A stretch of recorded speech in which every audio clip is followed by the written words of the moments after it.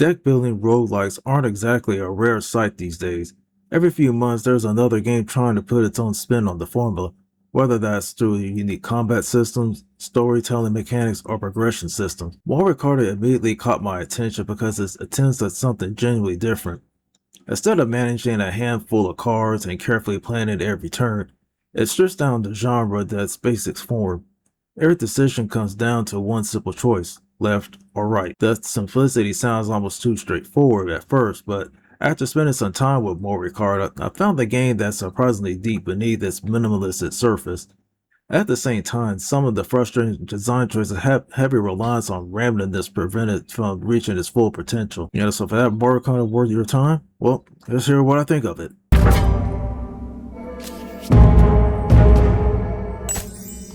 One of the first things that stood out to me about Mori Cordis is that it doesn't try to compete with big budget games through flashy graphics or cinematic spectacle.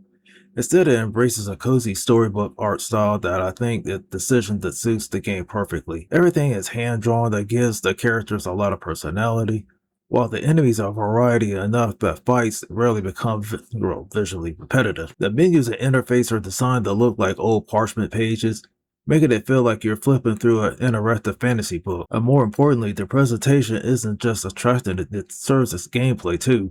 And since, the deck builders require you to progress, for information quickly, cards are clean, readable, and easy to recognize during battles, which keeps the action flowing without unnecessary clutter. The audio follows the same philosophy, rather than relying on loud orchestral music.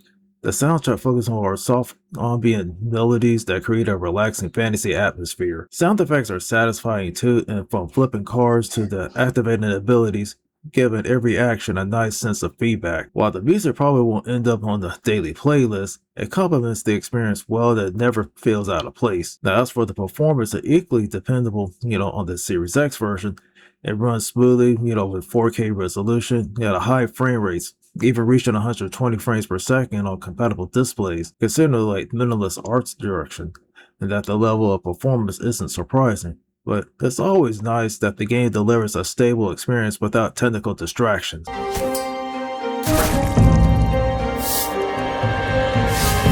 This is where the game really separates itself from other roguelike deck builders.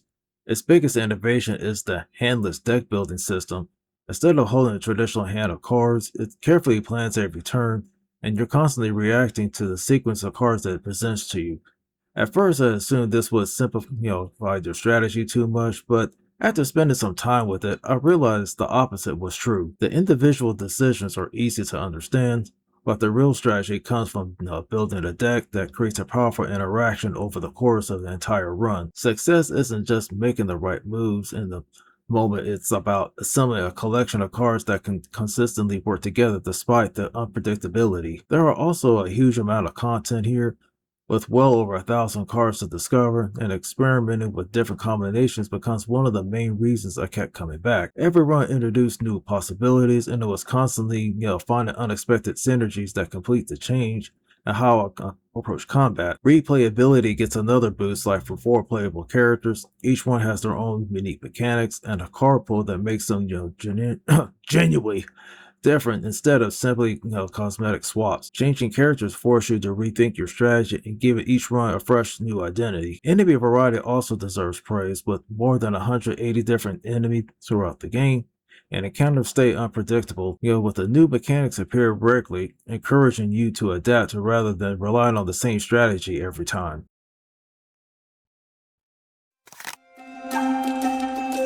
As much as I enjoyed the gameplay, this is where Mori Carta starts to show its biggest weaknesses. Most noticeable issue is the heavy dependence on randomness. Roguelikes naturally rely on luck, but there are plenty of moments where I feel like the RNG had a bigger influence than my actual decisions. Because you can't control your card flow in a traditional way, some runs feel unwinnable as long as you had the chance to recover, instead of losing because I had a poor deck and occasionally felt like the game simply dealt me in an impossible situation. Enemy balance can be frustrating because many enemies have unique mechanics, which keeps the combat interesting, but some punishment, experimenting so severely that learning through failure is more irritating than rewarding.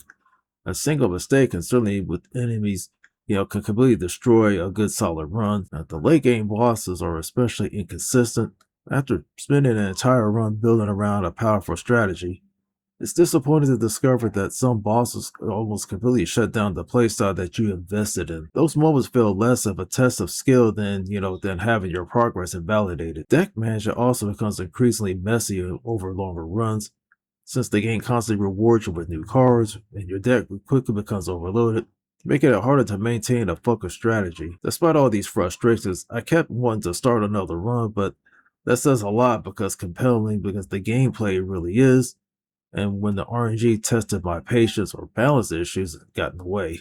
The unique mechanics constantly experimenting kept me pulling back for one more attempt.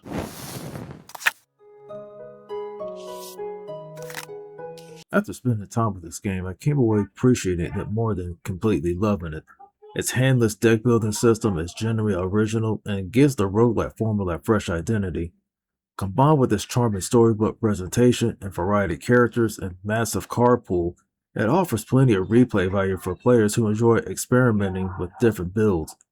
However, the experience is held back by inconsistent balance and over reliance on randomness and a few quality of life issues that become more noticeable during longer sessions.